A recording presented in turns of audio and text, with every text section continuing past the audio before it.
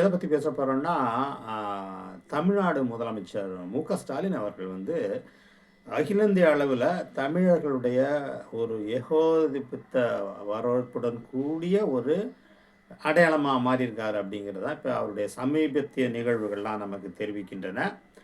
குறிப்பாக வந்து சமீப காலங்கள்ல அவரு போடுற ட்வீட்டுகள் மூலமாக அகில இந்திய மக்கள்ட்டயும் அவருக்குன்னு ஒரு இடத்த வந்து பெற்றுட்டார் அப்படிங்கிறது தான் வந்து நம்ம ஊடக வெளிச்சங்கள் மூலமாக, ஊடக நகர்கள் மூலமாக, ஊடகத்தினுடைய பதிவுகள் மூலமாக நமக்கு தெரிய வருது.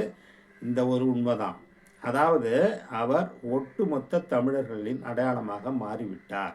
அகில இந்திய அளவில் பல்வேறு மாநிலங்களில் அவருக்கு பெருகியிருக்கும் ஆதரவு, அதே மாரி அவருடைய போடுற அந்த ட்வீட்ஸ், அந்த கம்யூனிகேஷன் மூலமாக அ அவருக்காக பேசக்கூடிய நிறைய அதாவது வெளிமாநிலங்கள், தமிழ்நாட்ட தவிர்த்து வெளிமாநிலங்கள்லேருந்து அவருக்கு பெருகும் ஆதரவே வந்து இதுக்கு வந்து நமக்கு ஒரு மிகப்பெரிய சான்றா இருக்கு அப்படிங்கிறத நம்ம வந்து இந்த நேரத்தில பதிவு பண்ணோம். ஆ குறிப்பாக ஒரு 3, 4 விடயங்கள்ல வந்து அது அவர் தன்னையே வந்து எஸ்டாப்ளிஷ் பண்ணிட்டாரு அப்படிங்கிறத பார்க்குறோம். என்னென்ன விடயங்கள்லாம் பார்த்தீங்கன்னா, இந்த 3 லாங்குவேஜ் ஃபார்முலாவா இருக்கட்டும், இல்ல பிஎம் ஸ்ரீ ஸ்கூல்ஸ்க்குரிய அந்த ஃபண்ட் அலாட்மெண்ட்ல தமிழ்நாடு வஞ்சிக்கப்பட்ட விஷயமா இருக்கட்டும், அல்லது வந்து டீலிமிட்டேஷன் புரோகிராம், அதாவது மறுசீரமைப்பு தொகுதி, இது எல்லாமே இந்த 3 விஷயங்கள்லயும் பார்த்தீங்கன்னா, தொடர்ந்து அவர் வந்து ட்வீட்ஸ் மூலம் கம்யூனிகேட் பண்ணிக்கிட்டே இருக்காரு.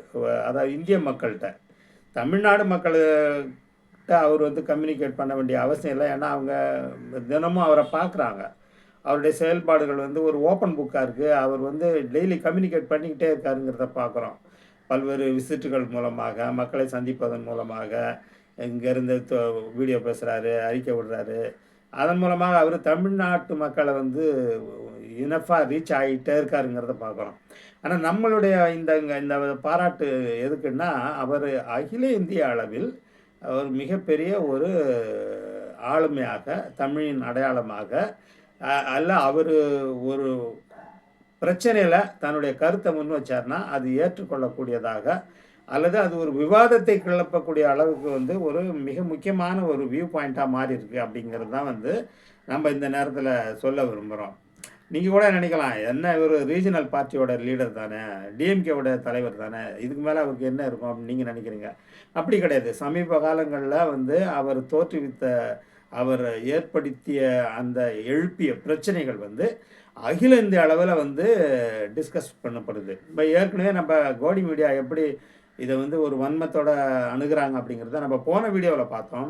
இப்ப நம்ம அந்த ஆஸ்பெக்ட் உள்ளார போல. ஆனா வந்து ஸ்டாலின் அவர்கள் வந்து எப்படி வந்து ஒரு ஆல் இண்டியா ஐகானா சமீப காலங்கள்ல மாறி போயிருக்காரு அப்படிங்கிறது தான் உண்மை. ஏன்னா, அதனால தான் வந்து அவரு என்ன ஒரு பதிவு போட்டாலும், ட்விட்டர்லயோ இல்ல Facebookலயோ எதுல ஒரு பதிவு போட்டாலும், உடனடியா அது ரீச் ஆயிடுது. அது இந்தியா முழுக்க வைரல் ஆயிடுது. அது வந்து பாராளுமன்றத்தில ஒலிக்குது. அதேமாரி மற்ற மாநிலங்கள்ல உள்ள எம்எல்ஏக்கள், எம்பிக்கள் வந்து அரசியல்வாதிகள்லாம் வந்து அவரு போட்ட ட்வீட்ட பத்தி ம் ஆதரிச்சு பேசுறாங்க. சில பேரங்கள்ல எதிர்த்தும் பேசுறாங்க. ஆனா, எப்படியோ அவர் வந்து ஒரு மிகப்பெரிய பேசுபொருளா இருக்காரு.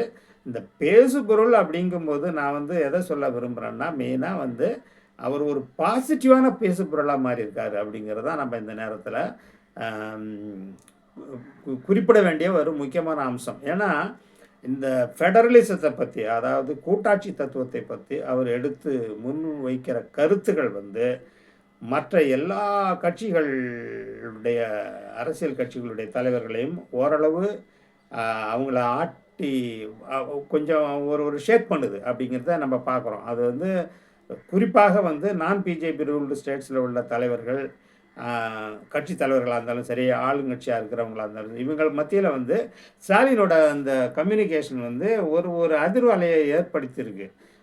ஸோ அதன் மூலம் ஆதரவும் நமக்கு பெருகிட்டு இருக்கு அப்படிங்கிறத பார்க்குறோம். இப்ப வந்து அது 3 லாங்குவேஜ் ஃபார்முலாவா இருக்கட்டும், அவருடைய வியூ பாயிண்ட் வந்து இன்னைக்கு நார்த்ல நெறைய மாநிலங்கள்ல அத பத்தி பேச ஆரம்பிச்சுட்டாங்க ஜனங்க வந்து. ஆமா, அவர் சொல்றதுல நியாயம் தானே. அவர் என்ன தப்பாவா சொல்றாரு? அவங்க 2 மொழிய பயன்படுத்தி 2 லாங்குவேஜ் ஃபார்முலாவுல அவங்க சக்சஸ்ஃபுல் ஆயி இன்னைக்கு தமிழர்கள் வந்து உலகம் முழுக்க வியாபித்திருக்காங்கன்னா அவங்களுடைய ஆங்கில அறிவும் அவங்களுடைய தாய்மொழி பற்றும் தான். அவங்க தாய்மொழி கல்ச்சரை அவங்க தாய்மொழி மூலம் எப்படி வந்து பாதுகாத்துருக்காங்க அப்படிங்கிற ஒரு அந்த இந்த திராவிட நூறாண்டு கால வரலாறை மக்கள் சிலாகிச்சு பேசுகிறாங்க. அதேமாதிரி டீலிமிட்டேஷன்லேயும் பார்த்தீங்கன்னா இப்போ மக்கள் தொகை கட்டுப்படுத்தப்பட்ட மாநிலங்களுக்கே வந்து பனிஷ்மெண்ட் பண்ணுற மாதிரி தொகுதிகள் குறைஞ்சா அது வந்து அப்போ ஒரு நல்லா செயல்பட்டவங்களுக்கு ஒரு பனிஷ்மெண்ட் பண்ணுற மாதிரி இருக்கு இல்லையா? அந்த வியூ பாயிண்ட் அவர் சொன்ன உடனே சவுத் இந்தியாவில் உள்ள எல்லா ஸ்டேட்ஸுமே அதை புரிஞ்சுக்கிட்டாங்க. புரிஞ்சுக்கிட்டு அதுக்கு அவருடைய குரலுக்கு செவிசாய்த்து ஒரு மீட்டிங்க்கும் வர ஒத்துக்கிட்டு இருக்காங்க. அதே மாதிரி இணைந்து போராடுவோம் இந்த விஷயத்தில் அப்படிங்கிற மாதிரி இவருடைய இந்த கொள்கையை அல்லது இவருடைய வியூ பாயிண்ட்டை வந்து மற்ற கட்சிகளும் வந்து புரிஞ்சுக்கிட்டாங்கங்கிறத பார்க்குறோம். அதே மாதிரி வந்து இப்போ இந்த ரூ விஷயத்தில் பார்க்குறோம். அதாவது தமிழ்நாடு பட்ஜெட் மட்டும் தனியாக வந்து இந்திய அந்த இலச்சினை இருக்கு இல்லையா, ரூபா சிம்பல், அதை போடாமல் தமிழில் உள்ள ரூவை மட்டும் போட்டது வந்து மிகப்பெரிய ஒரு கான்ட்ரவர்சியாக மாறுச்சு. அதேமாதிரி அது ஒரு நேஷ்னல் நியூஸ் ஆகிடுச்சு. 2 நாள் வந்து இதை தவிர்த்து கோடி மீடியாக்களும் சரி மற்ற மீடியாக்களும் இதை தவிர வேறு டிஸ்கஷனே இல்லாத அளவுக்கு ஒட்டுமொத்த மீடியாவினுடைய வந்து கவனத்தையும் முதல்வர் அவர்கள் திசை திருப்பியிருக்காருங்கிறத பார்க்குறோம். எதுங்க இருந்தாலும் ஒரு பிஜேபிக்கு எதிரான ஒரு ஆண்மையுள்ள குரலாக அசர்ட்டிவ் வாய்ஸ் இன்றைக்கி ஸ்டாலின் தான் இருக்கார் அப்படிங்கிறத நம்ம பார்க்குறோம். இது வந்து நான் வந்து புகழ்ச்சிக்காக சொல்லலை. நீங்கள் மீடியாவை உற்று கவனிக்கலாம். உற்று கவனிச்சிங்க வட இந்தியாவிலேருந்து வர நிறைய யூடியூப்ஸ் நிறைய பதிவுகள் ட்விட்டர் பதிவுகள்லாம் நம்ம பார்க்கும்போது ஸ்டாலின் வந்து அவங்க இப்போ நம்ப ஆரம்பிச்சிட்டாங்க என்னன்ட்டு. அதாவது தமிழர்களின் ஒட்டுமொத்த ஒரு அடையாளமாக ஸ்டாலின் விளங்குகிறார். அவருடைய குரல், அவர் ஒரு பிரச்சனையை எழுப்பினார்னா ஒன்றிய அரசாங்கம் அதை கேட்டு தான் ஆகணும், அதுக்கு ரிப்ளை பண்ணி தான் ஆகணும். அந்த அளவு அவர் மக்கள் செல்வாக்கோடு இருக்கார். அந்த மக்கள் செல்வாக்கை வந்து அவர் வந்து அரசியலுக்கு பயன்படுத்தி மக்களுடைய முன்னேற்றத்துக்காக தான் அந்த தன்னுடைய குரலை வந்து தொடர்ந்து கொடுத்துக்கிட்டு இருக்காரு அப்படிங்கிற மாதிரியான ஒரு கருத்தியல், ஒரு வியூ பாயிண்ட் வந்து இப்போதைக்கு கட்டமைக்கப்பட்டிருக்கு ஆல் இண்டியா லெவல்லங்கிறத பார்க்குறோம்.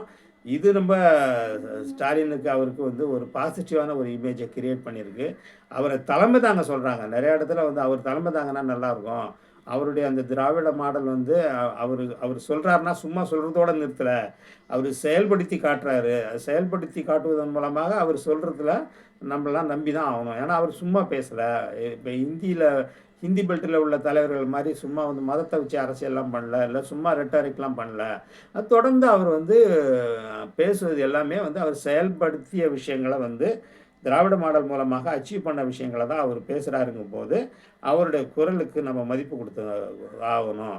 அதே மாதிரி தமிழர்களுடைய ஒட்டுமொத்த அடையாளமாக அவர் இப்போது செயல்பட்டு வருகிறார் அப்படிங்கிறதுல சந்தேகமும் இல்லை. அப்படிங்கிற மாதிரி தான் வடநாட்டு ஊடகங்கள் வந்து இப்போ தொடர்ந்து ரீஎஸ்டாப்ளிஷ் பண்ணிக்கிட்டே வராங்க அப்படிங்கிறதையும் நம்ம பார்க்குறோம். அந்த வகையில் அவருடைய சொல்லை இந்தியா காது கொடுத்து கேட்கிறது என்றதோடு இந்த பதிவை நாம் வந்து நிறுத்திக்கலாம். நன்றி, வணக்கம்.